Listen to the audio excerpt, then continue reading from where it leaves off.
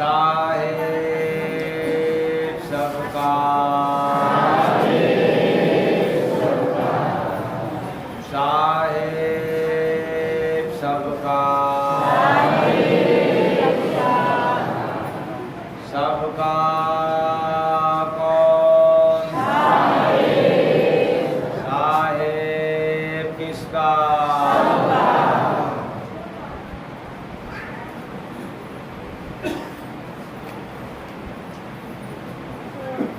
आज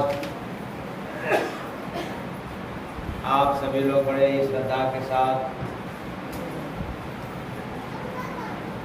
जय गुरुबंदे आश्रम सिलाटा सराय भारतीय जनपद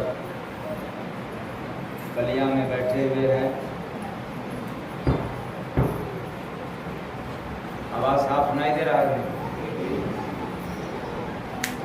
और आध्यात्मिक भजन सत्संग उलट भेदनी, इसलिए अब सीधे हम लोग चले कार्यक्रम की ओर और करें शुरुआत एक भजन के साथ। साहेब सबका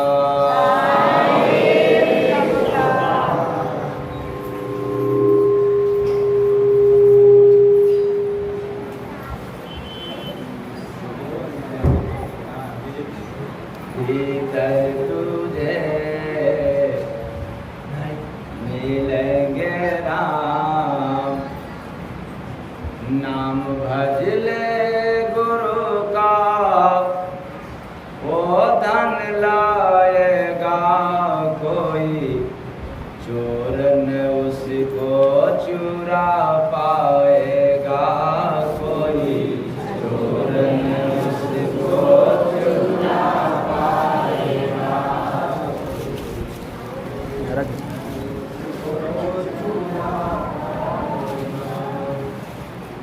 नाम गुरु का वीर है भजता, नाम गुरु का वीर है भजता, प्यारा सो भगवान करता, प्यारा सो भगवान करता, भीतर तेरा बनेगा काम, नाम भज ले गुरु का वो धन लाएगा कोई, चोर न उसको चुरा पाएगा कोई, चोर न उसको चुरा पाएगा कोई, चोर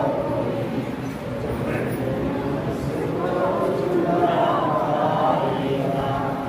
नाम गुरु का श्वास में चलता, नाम गुरु का श्वास में चलता, नौका भव से पार है करता, नौका भव से पार है करता, भीतर चखो अमृत जान, नाम भज ले गुरु का वो धन लाएगा कोई, चोर न उसको चुरा पाएगा कोई, चोर न उसको चुरा पाएगा कोई, चोर न उसको चुरा पाएगा। नाम गुरु का मन को छल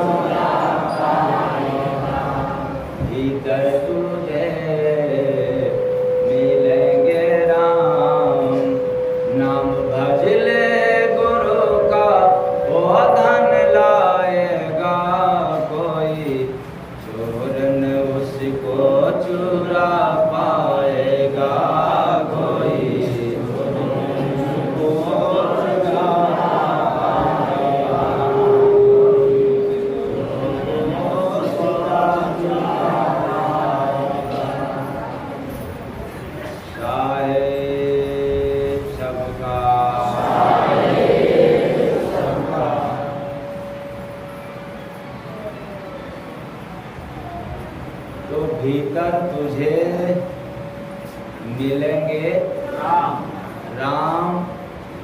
लेकिन आगे वाले संदेश जरा समझ लें। नाम भजले गुरु का वो धन लाएगा। बड़ी मार्मिक बात है यहाँ पे। भीतर तुझे मतलब बाहर नहीं कहीं, भीतर तुझे मिलेंगे राम। लेकिन क्या? नाम भज ले। किसको भज लो? राम को कि नाम को? नाम भज ले गुरु का। क्यों? वो धन लाएगा कोई, चोर न उसको चुरा पाएगा कोई, चोर न उसको चुरा पाएगा।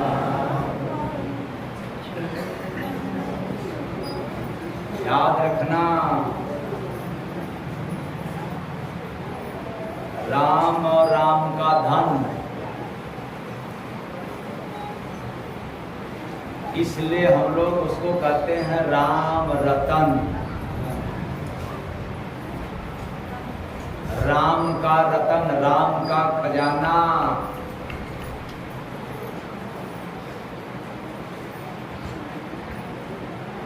और जहाँ राम उसी जगह खजाना, जहाँ खजाना उसी जगह राम।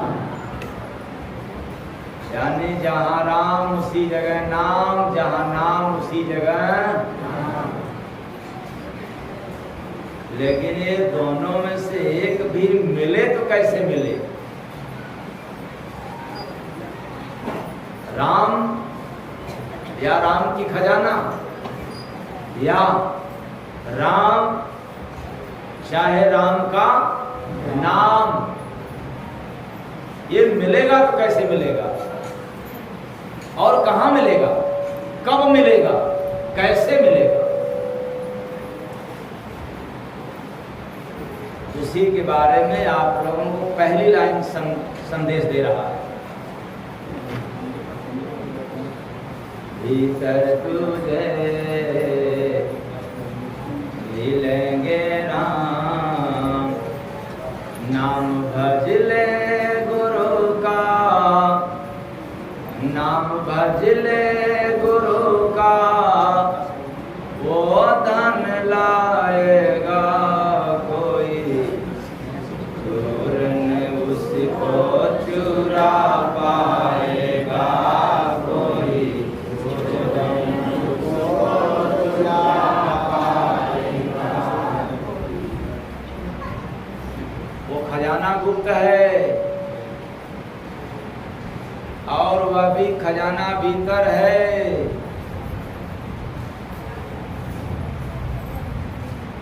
जैसे आपके पॉकेट में पैसा है तो पॉकेट मार बहुत जल्दी मार सकते हैं,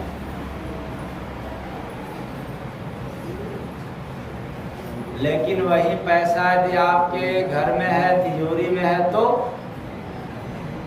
तब पॉकेट मार नहीं मार सकते। अब चोर आएगा चोरी करने के लिए। पॉकेट मार घर में चोरी करने में माहिर नहीं होते। पॉकेट मारने वाला किसमें माहिर होता है भाई? पर्स हो, पॉकेट हो और उड़ा ले जाएगा। लेकिन आपके घर में प्रॉपर्टी है, धन है, जो तिजोरी में बंद है, अलमारी में बंद है, उसको चोर आएगा तब चुरा ले जाएगा। लेकिन बैंक में है तो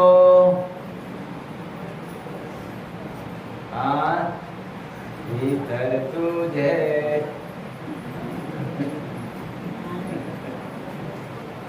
भीतर तुझे मिलेंगे राम, नाम भज ले गुरु का, वो धन लाएगा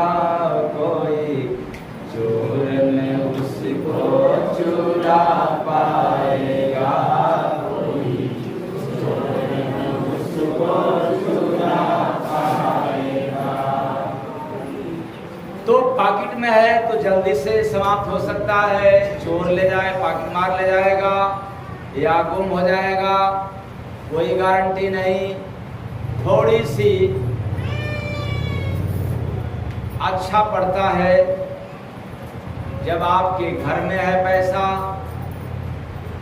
लेकिन वह भी कभी कभार कोई चोर आए और उसको चुराकर चला जाए, तो पॉकेट से ज़्यादा सुरक्षित धन है तिजोरी में, और तिजोरी से भी ज़्यादा सुरक्षित धन है बैंक में।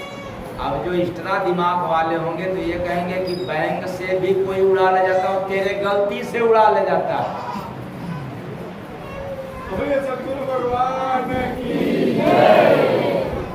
अगर कोई एक्स्ट्रा दिमाग वाले होंगे कहेंगे अरे आजकल तो बैंक से भी चला जा रहा है, तो किसके नादानी से जाता है? आपके गलती से। हाँ, बैंक के गलती से जाता है तो उसका जिम्मेदार कौन होगा? बैंक होगा। लेकिन मैं कहना क्या चाहता हूं कि आपके पॉकेट में जो पैसे हैं उतना सुरक्षित नहीं है जितना आपके अलमारी में है, आपके घर में है। और घर में रखा हुआ पैसे से भी ज्यादा सुरक्षित होता है आपके बैंक में, यानी खाता में। जब चाहो तब सुरक्षित है, निकाल लो। अब खाता में पैसा तो आपका बेटा भी नहीं चुरा सकता।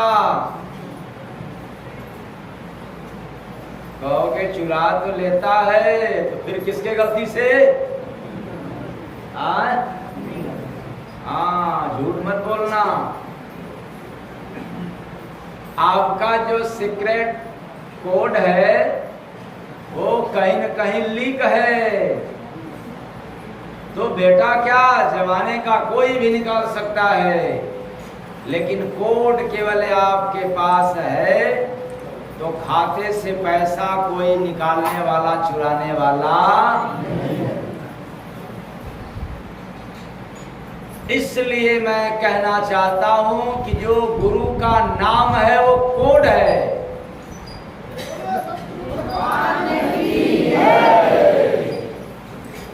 वो क्या है?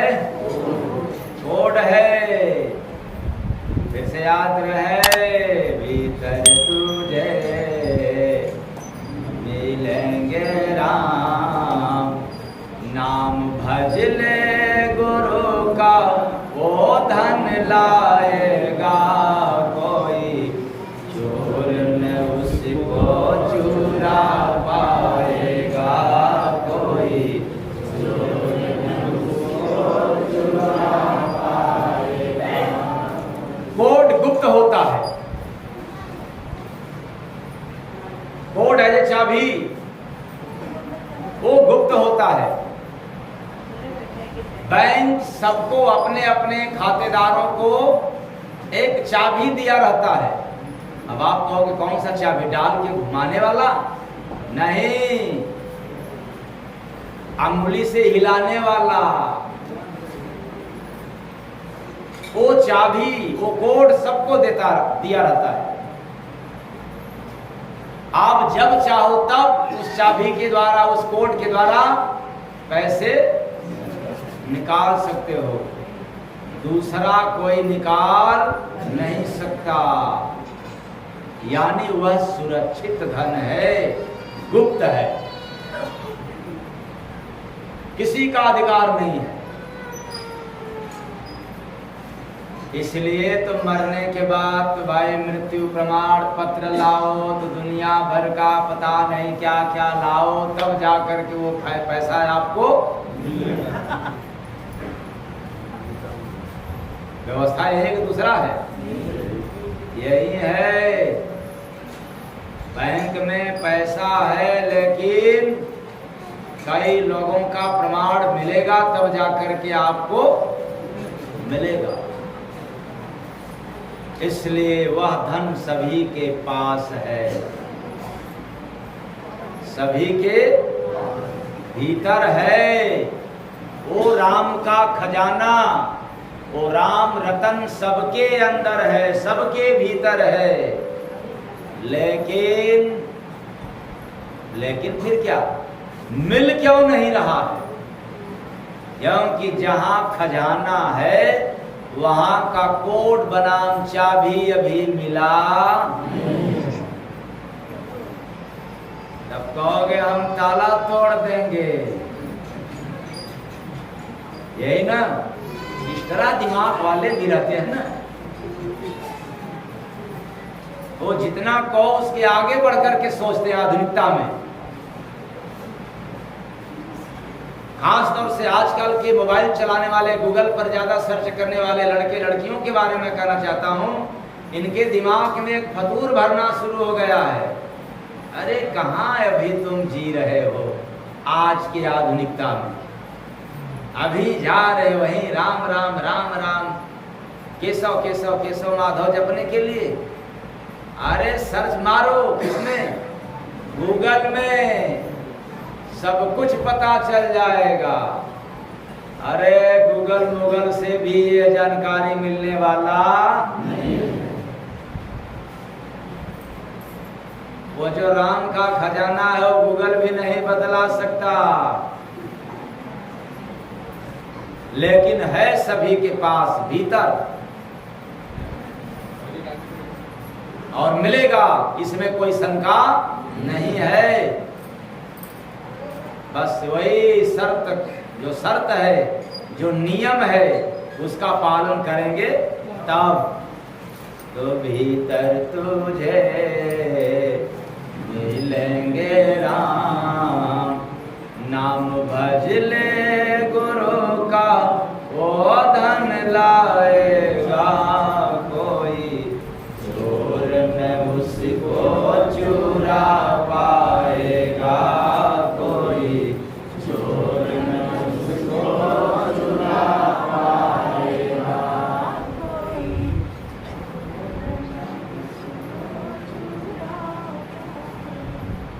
तो धन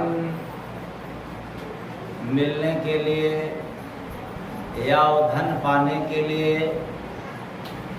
मनुष्य के पास क्या होना चाहिए, इसके बारे में जान लें। देखा अपने आँख से, क्या चाहिए वो मैं बता रहा हूँ उस धन को पाने के लिए।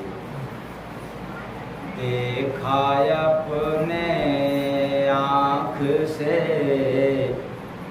साथी केवल दो। किसके आँख से देखा? अपने। देखा अपने आँख से साथी केवल दो, मिले उसी को जय गुरु बंदे, डूबा नदी में सोर बंदे, या डूबा नदी में कोर बंदे, डूबा नदी में कोर बंदे, डूबा नदी में। अरे खजाना चाहिए तो नदी में डूबना पड़ेगा। अब किनारे खड़े हो जाओ और कहो बाप रे बाप भाई हो राम, ये तो नदी में डूबेंगे खजाना पाने के लिए, लेने के लिए, और हम ही डूब कर मर जाएंगे, चले जाएंगे, तो फिर खजाना पा करके क्या करेंगे? जब डूब कर मर ही जाना है तो फिर खजाना पाने की आवश्यकता नहीं है। देखा अपने आँख से साथी केवल दो, मिले उसी को जय गुरु बंदे, डूबा नदी में कोई बंदे, डूबा नदी में कोई बंदे, डूबा नदी में कोई। ये संतों फकीरों की बात है। इस संसार में साधु सन्यासी ऋषि मुनि ब्रह्मर्षि नहीं देख सकते। इसको देखने वाला कोई संतों में शिरोमणि श्रेष्ठ सर्वश्रेष्ठ जो होता है वही अपने अनुभव रूपी आंख से देखता है। किस आंख से? अनुभव रूपी आंख से देख करके कहता है क्या यह जो जीव रूपी पंछी है, अर्थात जो शरीर के अंदर जो जीव है, इस संसार रूपी मैदान में इसके केवल दो ही सहायक हैं, दो ही साथी हैं। यह भी कहा जाए आत्मा के संसार में केवल दो ही साथी हैं। वही तो सुनाया, देखा अपने आँख से साथी केवल दो। ये बात उल्टी है। अगर सीधा सुन लिए हो तो गड़बड़ हो जाएगा। सुनने में उल्टा लगे, समझने में सीधा। इसलिए बाणी उल्टी है।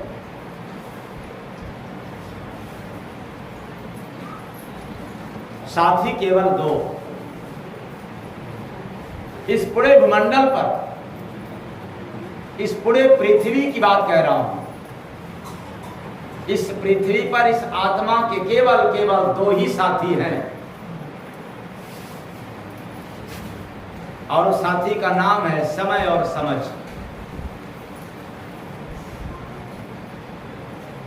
आत्मा के दो मित्र हैं, पहला समय, दूसरा समझ।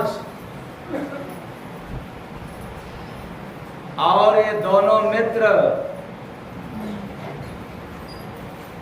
पारी पारा साथ देते हैं। ऐसा कोई व्यक्ति नहीं है जिसको यह दोनों सहायक या दोनों साथी या दोनों मित्र साथ न दिए हो। कोई कह नहीं सकता। किसी को साथ समय देता है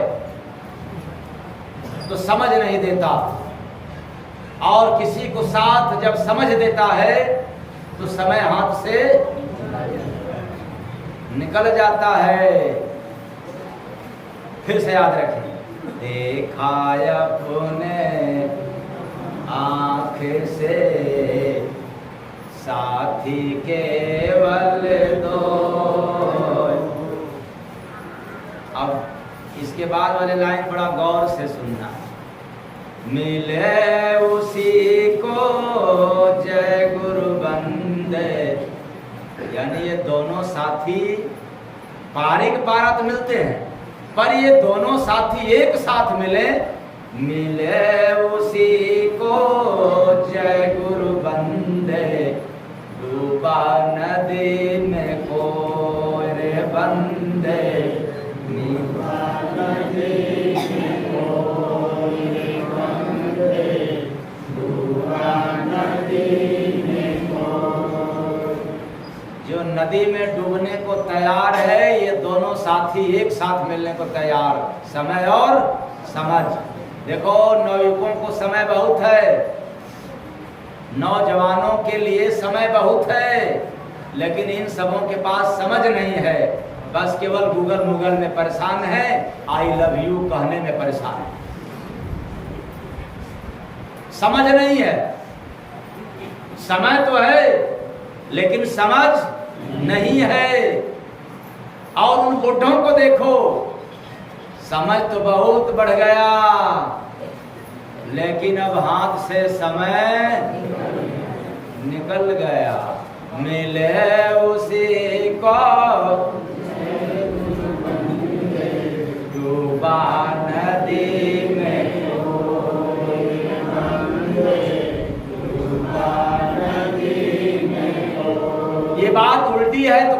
नदी, सत्संग एक तीर्थ है, सत्संग रूपी नदी में अर्थात सत्संग में जो लीन हो गया, सत्संग सुनने का जो आदी हो गया, सत्संग में जो रम गया, उसी को ये दोनों साथी एक साथ मिलते हैं, वरना सबको पारी पारा मिलते हैं।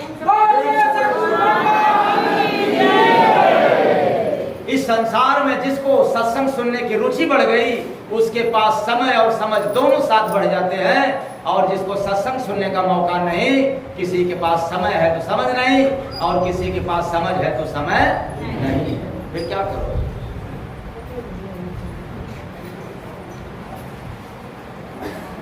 अब आप लोग बताओ,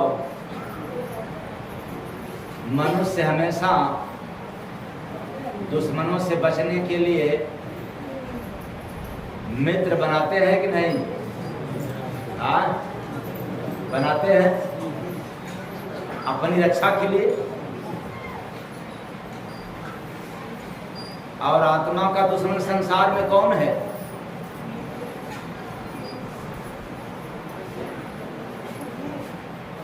हड्डियां खड़ी बिस्तरा,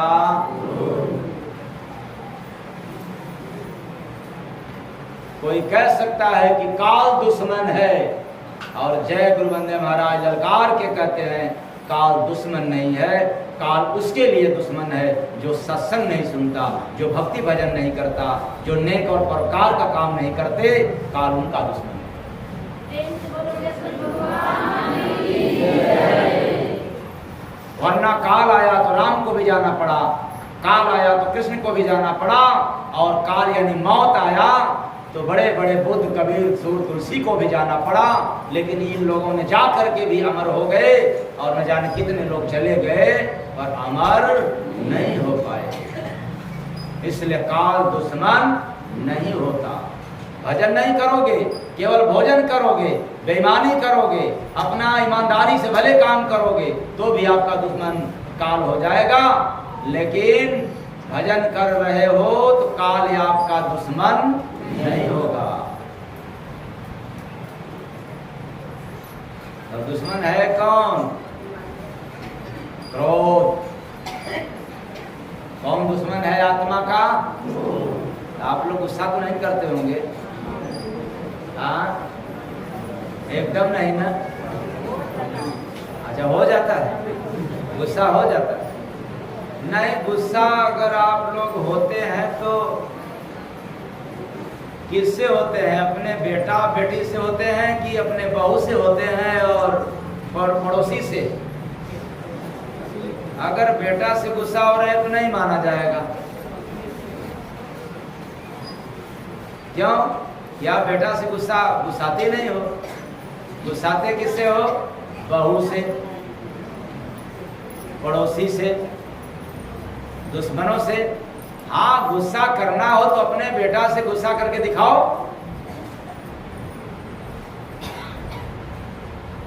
लेकिन क्रोध दुश्मन है, ये काम दुश्मन है जीव का। जो दिन रात काम कर रहे हो आप लोग, फिर मैं ललकार के कह रहा हूं कि आप ईमानदारी वाला काम कर रहे हो, बिल्कुल सही रास्ते पर चल करके काम कर रहे हो, तो भी यह काम दुश्मन है। किसका? जीव का। क्योंकि काम करने में यदि मन रम गया तो कभी काम फुर्सत देगा नहीं। मिल जाएगा, फुर्सत तो निकालना पड़ता है, और जो निकाल लेता है वही वीर पुरुष है, और जो काम से फुर्सत नहीं निकाल पाते वो तो बेचारे कायर पुरुष हैं।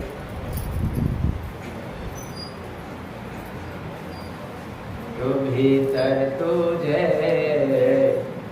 मिलेंगे राम, नाम भज ले गुरु का वो धन लाएगा, कोई चोर न उसको चुरा पाएगा, कोई चोर न उसको चुरा पाएगा।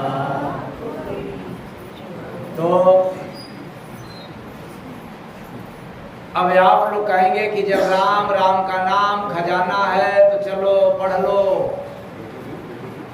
वेदों में, पुराणों में, शास्त्रों में मिल जाएगा। इसलिए एक बात और इस पर सुन लिया जाए, 28 धागा रहे उसी से बुना जाल, देखत अंधा जय गुरु बंदे, बैठा पेड़ के डाल रे बंदे, बैठा पेड़ के डाल रे बंदे, बैठा पेड़ के डाल। धागा कितने हैं देखे हो कि नहीं आप लोग? हाँ, पर मैं तो रोज देखता हूं।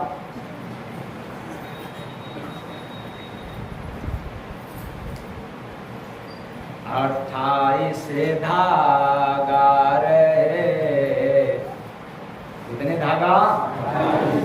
उसी से बुना जाल। कितने धागा से जाल बिना हुआ है? 28 धागा। और मैं ललकार के दावे के साथ कहूंगा तो आप मान जाओगे।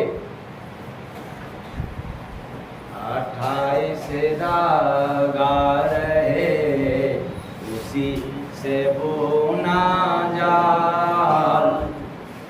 लेकिन आगे वाली लाइन, देखा अंधा, गजब है वो धागा कि इतने आंख वाले हैं नहीं देख पाए, और उसको देखने वाला कौन? देखा अंधा जय गुरु बंदे, बैठा पेड़ के डाल रे बंदे, बैठा पेड़ के डाल रे बंदे, बैठा पेड़ के डाल। हाँ, अब वो डाल कौन है भाई? प्रेम रूपी पेड़ के विरक्ति रूपी डाल पर बैठ करके बड़े आराम से देख रहा है। डाल का नाम विरक्ति। जो संसार में विरक्त हो गया वही देख पाता है, और संसार में जितने आसक्त हैं वो कभी देख नहीं पाते। 28 धागा, 4 वेद, 6 शास्त्र, कितने हो गए? 18 पुराण, कितने हो गए? 28 धागा रहे।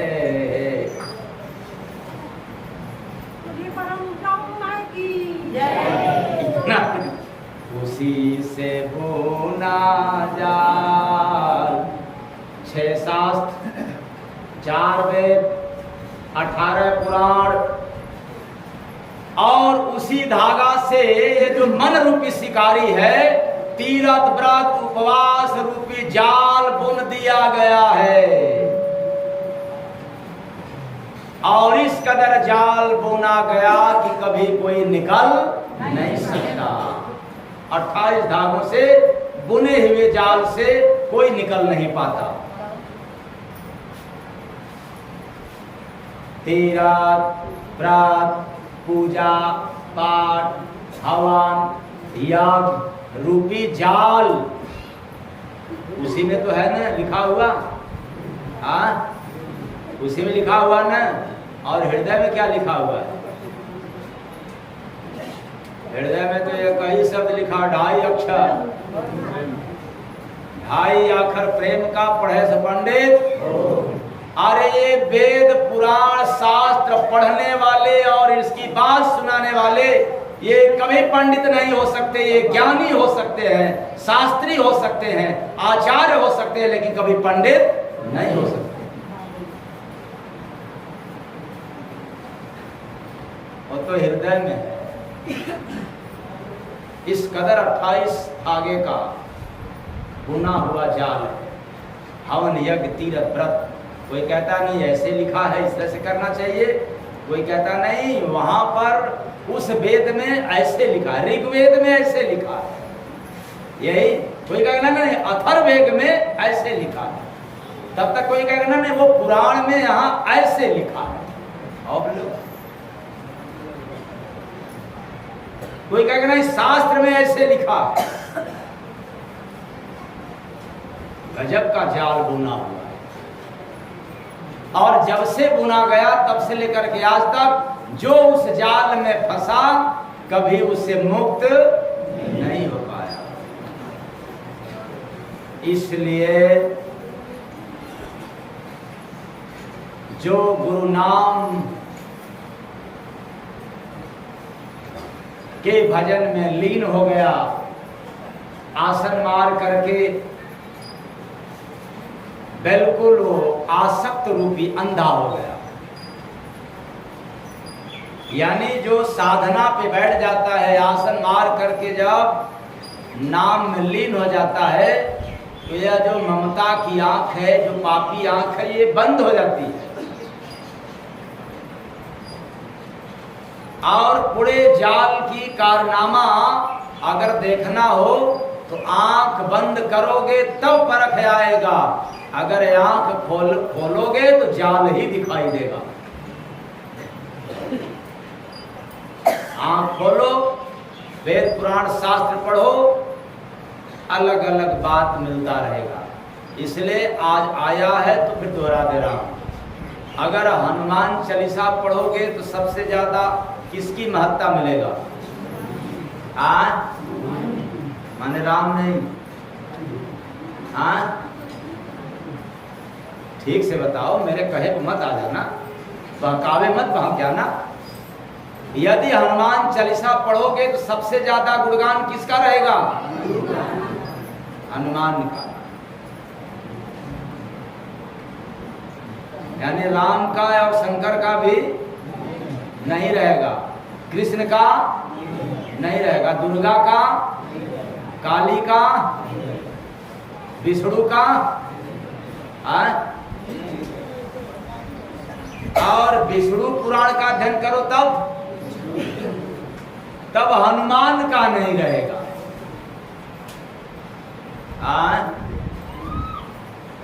और रामचरितमानस पढ़ो तब,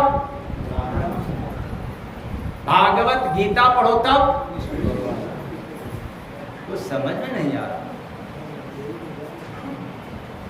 शिव पुराण पढ़ो तब, अच्छा गरुड़ पुराण पढ़ो तब,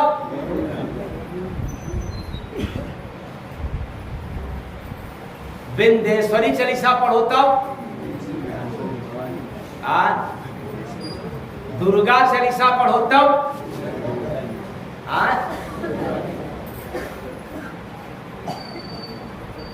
और सारे का निचोड़ निकालो तब,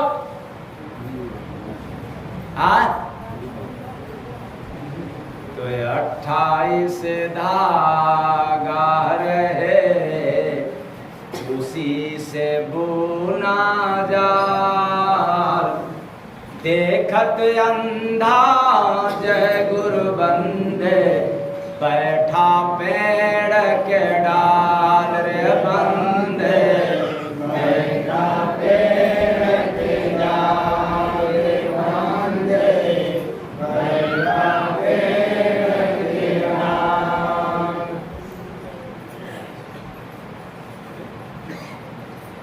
तो देखा मैं शमशान में दो मही मुर्दा खाए, देखा है सब देखा।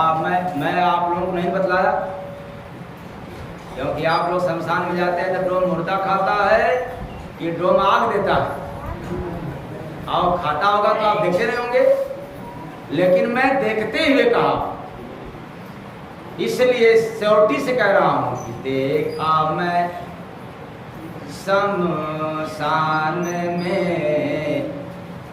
दो मही मुर्दा खाए, मुख पे का लिख जय गुरु बंदे, पोत उसी घर जाए रे बंदे, पोत उसी घर जाए रे बंदे, पोत उसी घर जाए।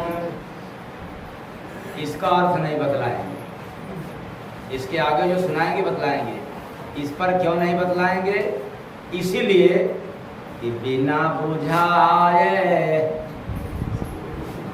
बूझ लो लूंगा गुरु बनाए, ना बूझे तो जय गुरु बंदे, चेला बनो जनाए रे बंदे, चेला बनो जनाए रे बंदे, चेला बनो जनाए।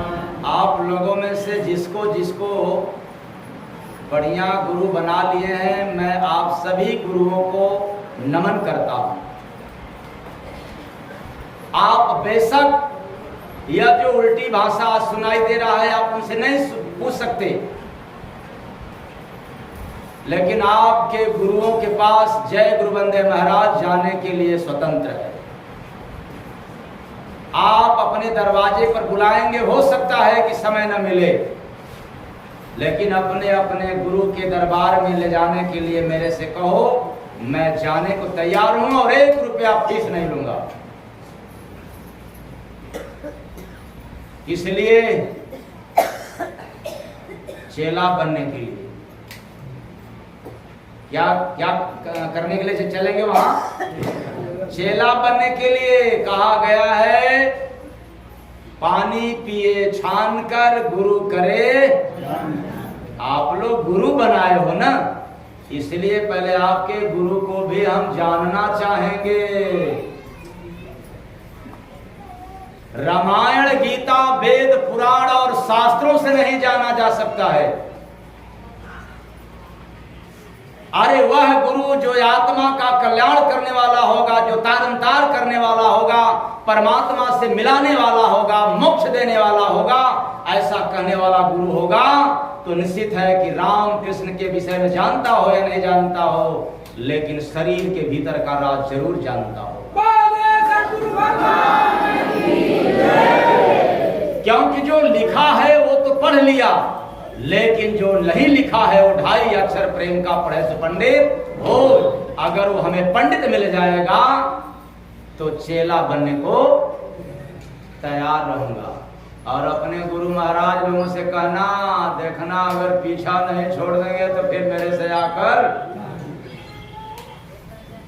तो ना बुझे तो जय गुरु बंदे, चेला बनो जनाए रे बंदे, चेला बनो जनाए रे बंदे, चेला बनो जनाए।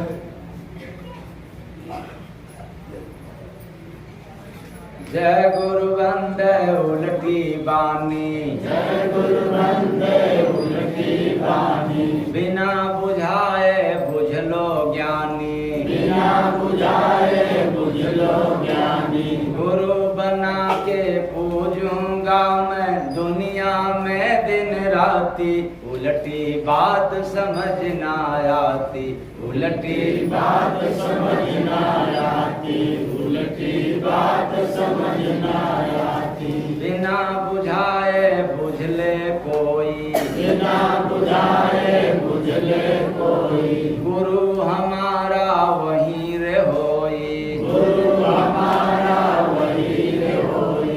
भाषा उल्टा जय गुरु बंदे, सीधा है समझाया, और ऐसा दीप जलाया घर में, ऐसा दीप जलाया, ऐसा दीप जलाया घर में, ऐसा दीप जलाया।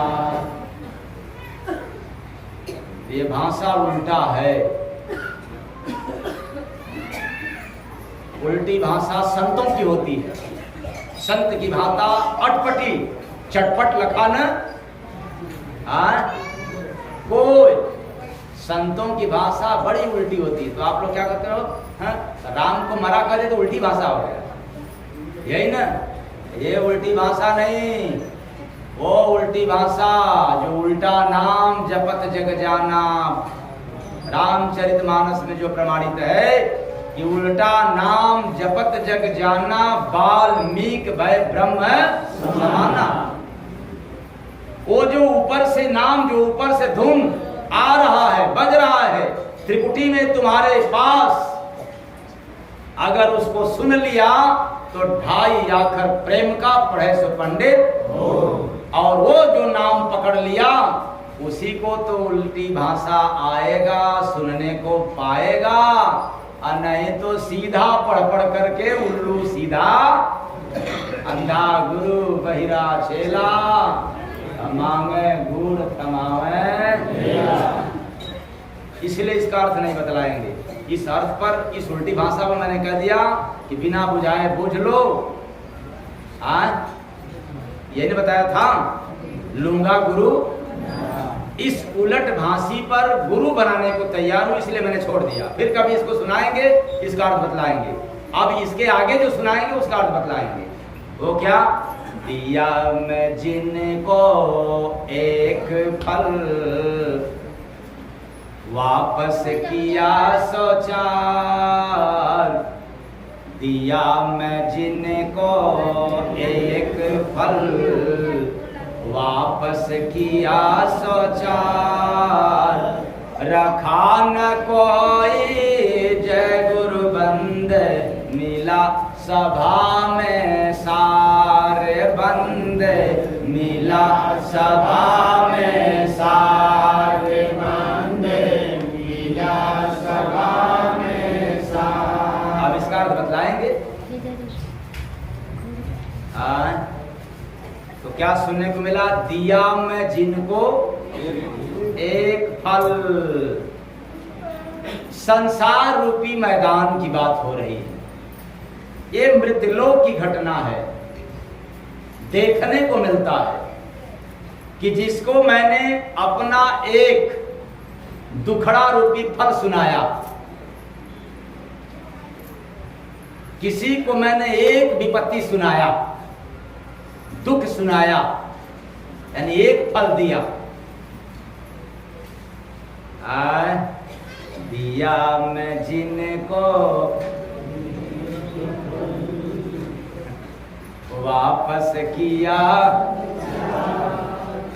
ए भाई साहब, 10-20 हजार की जरूरत है, हमको दे देना उधार में, तो बदले में क्या करोगे? वैसा भैया ना कि वो मेरे पास ऐसा हो गया है, वो ऐसा हो गया है, वो वैसा हो गया है। हमने सुनाया एक दुख, एक समस्या बताया, और बचने के लिए हमसे कितनी समस्या? तो दिया मैं जिनको एक फल, वापस किया सोचार। रखा न कोई जय गुरु बंद, मिला सभा में सारे बंद, मिला सभा में सारे बंद, मिला सभा में सारे। इसका मतलब क्या हुआ? रखा न कोई, मतलब मैंने अपने विपत्ति आपको दिया, आपने मेरे विपत्ति को रखा नहीं, बल्कि 4 और दे दिया हम ही को। पर संतों की सभा में, संतों के महफिल में इस फल का सार मिलता है। क्या मिलता है? सत्संग रूपी सभा में जो बैठता है उसको सहन शक्ति रूपी सार मिल जाता है। आपके पास जो विपत्ति आ जाती है उस विपत्ति में घबराने की जरूरत नहीं होती। आपके पास उतना धैर्य मिल जाता है, इतना साहस मिल जाता है, इतना वो शक्ति मिल जाती है कि आप उस धैर्यता के बल पे, उस साहस की वजह से आए हुए अपार दुख को भी गुरु के बल पे स्वीकार कर जाते हैं। इसलिए वो सार मिलता है। बाकी लोगों को विपत्ति सुनाओगे तो हंस के मजाक उड़ा देंगे, कहोगे एक और दे देंगे। इसलिए आज से क्या कहोगे?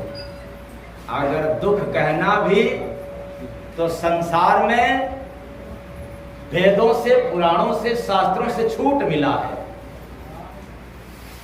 उसी बात को मैं दोहरा दे रहा हूं कि संसार में केवल 3 ही लोगों से अपनी कठिन से कठिन समस्या सुना सकते हो।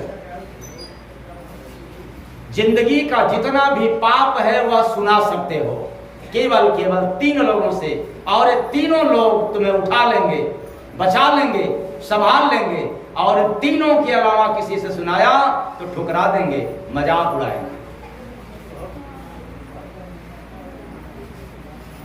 पहला माता, दूसरा पिता और तीसरा गुरु। आप दुष्कर्म भी किए हो, पाप भी किए हो, अगर माता पिता से बताओगे तो बचा लेंगे, आप गुरु से बताओगे तो तुम्हें संभाल लेंगे। लेकिन संसार वालों से बचाओगे तो चुटकी बजा करके मजाक। लेकिन हम लोग क्या करते हैं? जैसे आज भी समस्या सुनाने के लिए लोग ऊपर गए थे, और पता है क्यों नहीं सुना? ऊपर जाने वालों की, इन लोगों ने जितने लोग ऊपर गए थे इसमें से 1-2 लोगों को छोड़ करके सभी ने नियम का उल्लंघन करके गया। हमारे पास आने के लिए आप स्वतंत्र नहीं आ सकते हो, अपने मर्जी से नहीं आ सकते हो। हमारे पास आने के लिए जो हमारे पास है उनको आपसे पूछना पड़ेगा।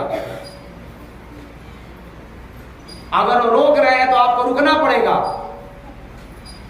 और उनके रोके पर नहीं रुकोगे तो समस्या की कोई सुनवाई नहीं हो सकती।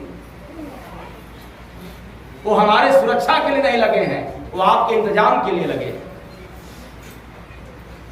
लेकिन अधिकार जमाते हो, सबका अधिकार है मेरे ऊपर, लेकिन अधिकार का दुरुपयोग करोगे तो कोई फायदा नहीं मिलेगा।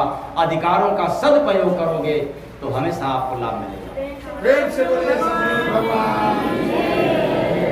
फिर से याद रख लो, आप मेरे पास आने के लिए स्वतंत्र नहीं हो। आप जब मर्जी चाहो तब नहीं आ सकते हो। समस्या कितना भी सुना सकते हो, जीवन भर का सुना सकते हो, दिन भर का सुना सकते हो, लेकिन चाहे जब मर्जी चाहे तब नहीं आ सकते हो। इसके लिए तो पूछना पड़ेगा। अगर बतला दिया कि नहीं और आप जबरदस्ती किया तो फिर नियम का फायदे से आप कल आओ मेरे पास, नहीं आओ इसका कोई गम जय गुरु बंदे महाराज को नहीं है। क्योंकि आपके पैसे से मुझे आदत तो है नहीं मांगने की, भीख मांगने की। या आप कल मेरे पास नहीं आओगे तो पैसा नहीं मिलेगा हमको। वो तो उस महात्मा को डर है, उस गुरु को डर है कि कल नहीं आओगे तो हमारे भिक्षा में या हमारे दक्षिणा में, हमारे दान में कमी आ जाएगा। इसका कोई गम नहीं है। लेकिन नियमानुसार आओगे तो आपसे बातें भी होगी और मुलाकातें भी होगी, और जितना हो सकेगा आपकी समस्या का निदान भी होगा। और फिर मैं कहता हूं, आप कितने भी मेरे करीब हो, मैं सबसे ज्यादा उनको कहना चाहता हूं जो अपने आप को, जो सुरक्षा में लगे रहते हैं, जो कर्मचारी लगे रहते हैं, जो ड्यूटी में लगे रहते हैं, उनको धौस जमाते हैं, उनके लिए मैं कहना चाहता हूं ये नियम सभी के लिए लागू है। वो चाहे आश्रम के पदाधिकारी हो या बिना पदाधिकारी हो, उन सबके ऊपर लागू है। अगर आप इस नियम का पालन नहीं कर सकते तो फिर मेरे पास आने से लिए आपको वंचित होना पड़ेगा। इसलिए ऊपर जाने वालों को मैंने देखा, लाइन लगाए हुए हैं और चल दिया नीचे।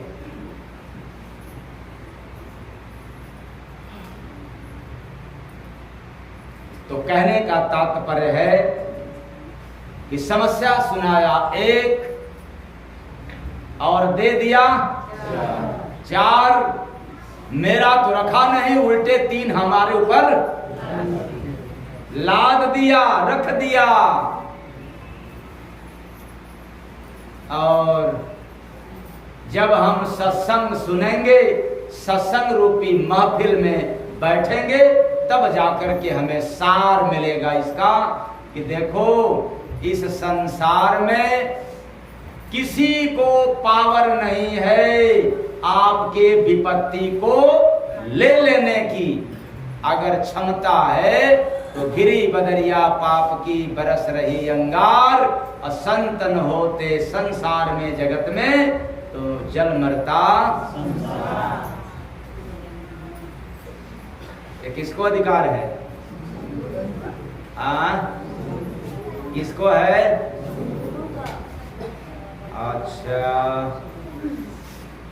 तो नीचे जिसका शीश था देखा ऊपर पैर,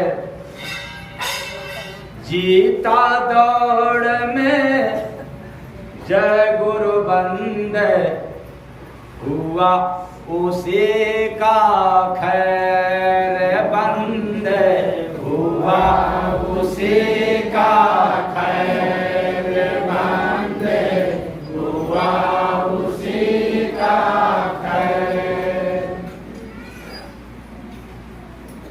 तो नीचे जिसका शीश था देखा ऊपर। आप लोगों ने देखा कभी? नहीं देखा। कुछ लोग कहेंगे देखा नहीं लेकिन पढ़ा है। कहाँ? रामचरितमानस में। उल्टा पांव रहा लटकाना, गाल पंछी जीव समाना, तर मूड़ी ऊपर पांव, मुखलिंगी वृष्टा के ठाऊं। अब प्रभु कृपा करो यही भांति सब तज भजन करब दिन। अब प्रभु कृपा करो यही भांति अंडा मांस खाब दिन।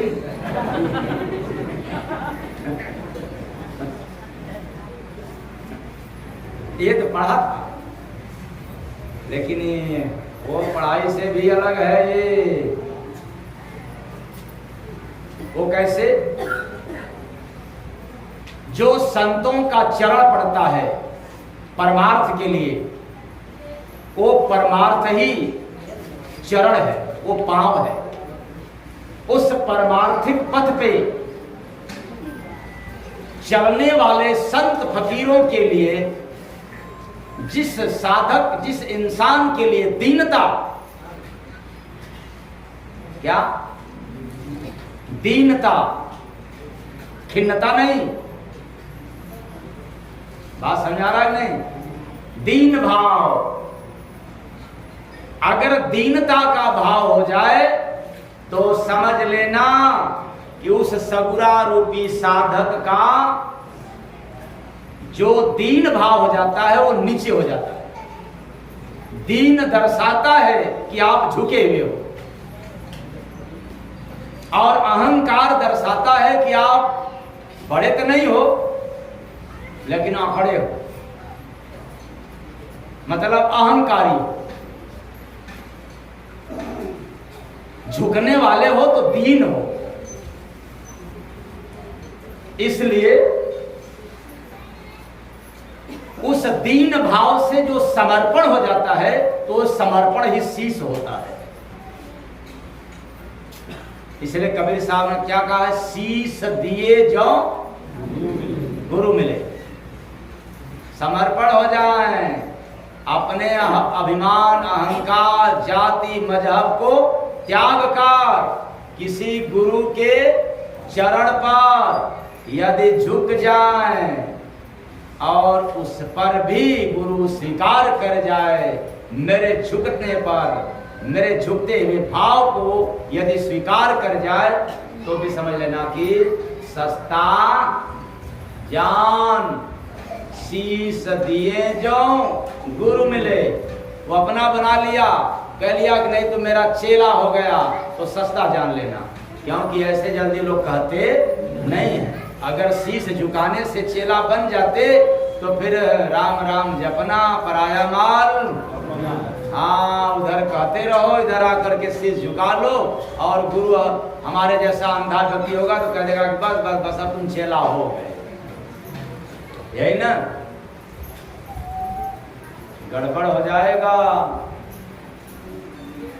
समर्पण रूपी भाव, समर्पण रूपी शीश, समर्पण हो गया तो आपका सर जो है झुक जाएगा। समर्पण नहीं हुआ तो आपका शीश झुका नहीं है। और परख रूपी पैर, जब आपके अंदर दीनता भाव आ जाए, समर्पण की भाव आ जाए, तो आपके अंदर पहचान बढ़ जाएगा, परख बढ़ जाएगा। जिस जमाने में रह रहे हो, जिस संसार में जी रहे हो, इसमें भी आप पहचान जाओगे कि अब मुझे भक्ति रूपी पथ पे पांव रखना है या आसक्ति रूपी पथ पे पांव रखना है। इसलिए फिर पहुंचे हम लोग अब कहां, फर्क आ गया ना, यानी समझ और आत्मा के मित्र कितने, दो। परख यानी समझ और समझ और तो भीतर तुझे मिलेंगे राम, नाम भज ले गुरु का वो धन लाएगा, कोई चोर न उसको चुरा पाएगा, कोई चोर न उसको चुरा पाएगा, कोई चोर उसको। तब जब समय और समझ दोनों एक साथ मिल जाए, तब ये पास्ता खाने वालों के लिए, मोमो खाने वालों के लिए, कुरकुरे बर्गरे खाने वालों के लिए, रात रात में मोबाइल देखने वालों के लिए क्या समझ है? समय है रात रात भर दिन भर पढ़ रहे हैं मोबाइल, अंग संग लिए पड़े हैं, लेकिन इनके पास अकल नहीं है कि हमारा जो खोपड़ी है, जो ब्रेन है, ये शिथिल हो रहा है, ये जो हमारी आंख है ये कमजोर हो रहा है, ये जो मेरा हार्ट है यह भी क्या हो रहा है भाई, कमजोर हो रहा है, और पूरे बॉडी का ताकत छीड़ हो रहा है। इसलिए मैं दावे के साथ कहता हूं, आप लोग कभी भी अंदाज कर सकते हो, जो व्यक्ति के पास मोबाइल है हाथ में, उसकी एक बल यानी एक ताकत, जो आपके पास ताकत है, एक बराबर ताकत दे करके उसकी हाथ को खींचे, और जब उसकी हाथ को खींचेंगे, हाथ में मोबाइल है, देखिए वो कितना डगमगाता है।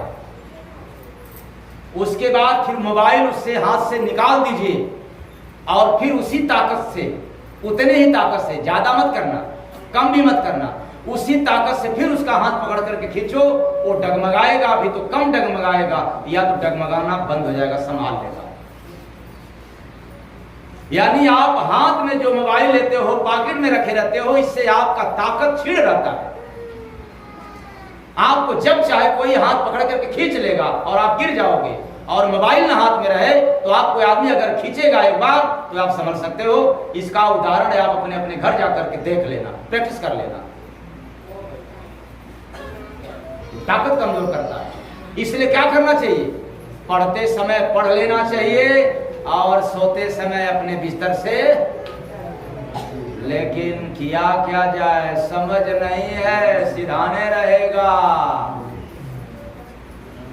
कभी कभी डेमो देख लेना आप लोग, वो जो पहनाते हैं ना कलाई में, क्या कहते हैं उनको, मैग्नेट, ब्रासलेट, जो बीपी को और हार्ट को थोड़ा मेंटेन करता है। क्यों? वो रेडिएशन को भी दूर करता है, आप देखे होंगे जापानी चश्मा, जापानी टेक्नोलॉजी जो चश्मा लगाते हैं, वो जब आंख पर लगाते हैं तो जो बाहर से फोकस आता है, जो लाइट आता है, चमक आता है, वो क्या हो जाता है, वापस हो जाता है। इसलिए मोबाइल में देखोगे उसे, टीवी में देखोगे तो वो वापस हो जाएगा। लेकिन जो अपने इंडिया के चश्मा लगाओगे तो जितने देखोगे उतने आपके चश्मा से भी भीतर जाकर के साइड इफेक्ट करेगा। तो इसका कार्ड तो आप लोगों के पास है नहीं, इसलिए आज के नवयुवकों को मैं चेतावनी देना चाहता हूं कि इनका कब जवानी समझ में आएगा, चाहे लड़के हों या लड़कियां, ये कब जवान होंगे और कब वृद्ध हो जाएंगे, नो गारंटी।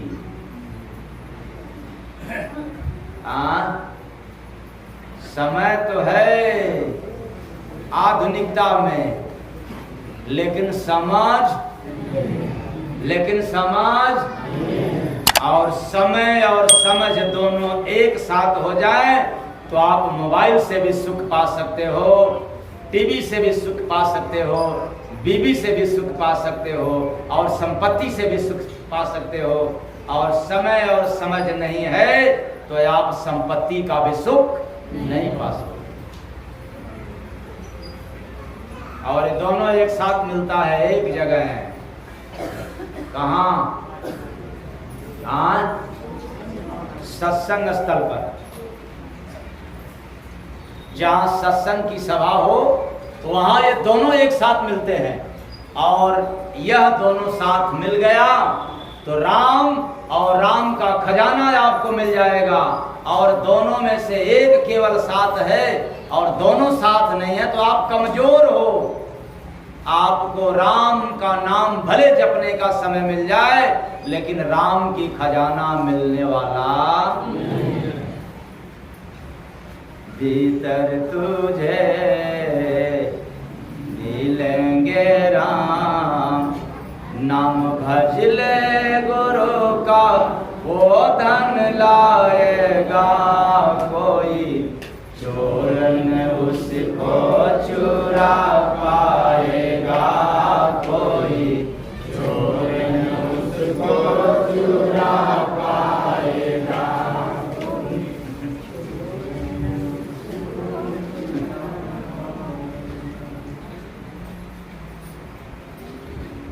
तो गुरु चरण के महिमा अपार बा,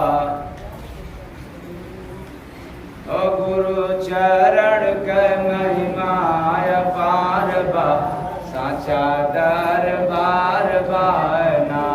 गुरु चरण के महिमा अपार बा, साचा दरबार बाना। गुरु चरण हो पावन, लागे सूरत को भावन, लागे सूरत को भावन, लागे सूरत को भावन। प्रेम भक्ति का वो है आधार बा, साचा दरबार बाना। प्रेम भक्ति का वो है आधार बा, साचा दरबार बाना। मिलेगा जाकर खेल लागन से पाकर, खेल लागन से पाकर, खेल लागन से पाकर। जहाँ अमृत का बरसत फुहार बा, साचा दरबार बाना। जहाँ अमृत का बरसत फुहार बा, साचा दरबार बाना। चरण ज्योति जो पावे शब्द मोती वो लावे, शब्द मोती वो लावे, शब्द मोती वो लावे। शब्द हंसन के जाना संचार बा, साचा दरबार बाना। शब्द हंसन के जाना संचार बा, साचा दरबार बाना। घंटा शंख धुन सुनाय, बेन बंसी मन लुभाय, बेन बंसी मन लुभाय, बेन बंसी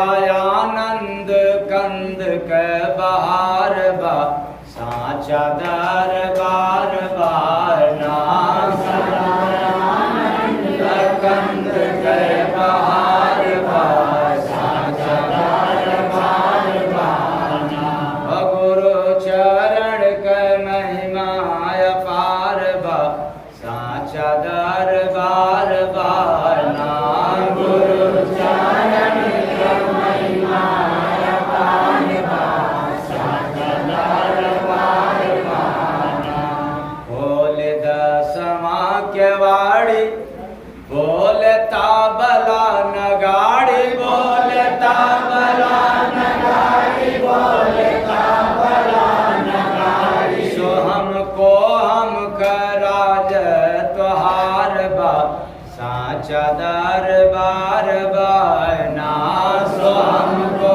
हम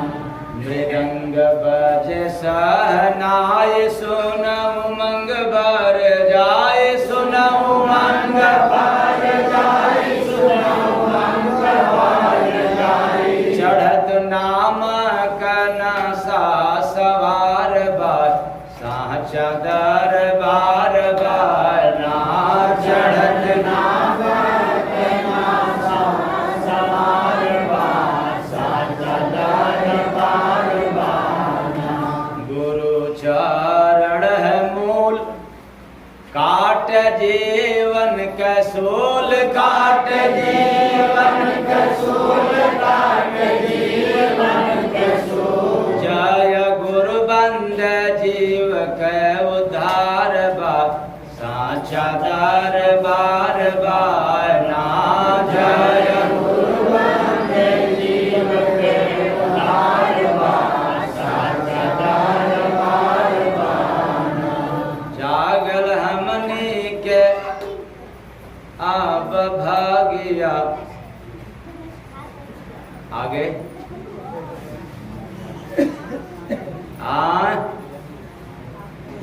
साहेब आए जगतिया ना मतलब वो साहेब की पैगाम सुनाने वाला अगर कोई पीर फकीर कोई संत मिल जाए तो यह जीव का भाग्य जाग जाए और वो इसी दुनिया में आते हैं इसी संसार में आते हैं कहीं और जाते नहीं इसी जगह आते हैं और वो आकर के भाग कैसे जगाते हैं गांधी छाप से गांधी छाप से जगाते हैं भाग तो गांधी छाप वाले क्या कहते होंगे ये सब पगलाए हुए अरे कमाना चाहिए उनको ये लगता है कि सत्संग भक्ति भजन कमाने से रोकता है यही बात आप लोग जब आते हैं तो यहाँ से जाने के लिए कहता हूँ कि देखो कमाना बद केवल कंठी माला घुमाते रहना हमेशा राम तेरी झोली भर देंगे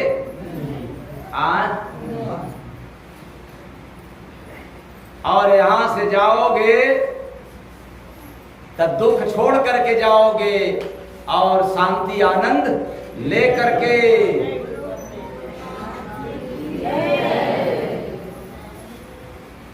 इसलिए भीतर तुझे मिलेंगे राम नाम भज ले गुरु का वो धन लाएगा कोई चोर न उसको चुरा पाएगा कोई चोर न उसको चुरा पाएगा।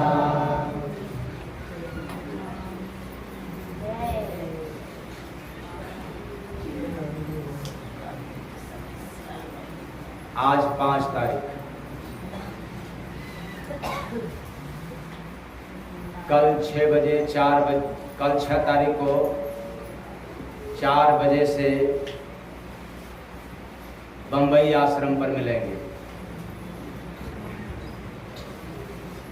11 तारीख तक 12 तारीख को वापस। और 15 तारीख को श्री कृष्ण जन्माष्टमी, नगवा चौकिया, जनपद गाजी।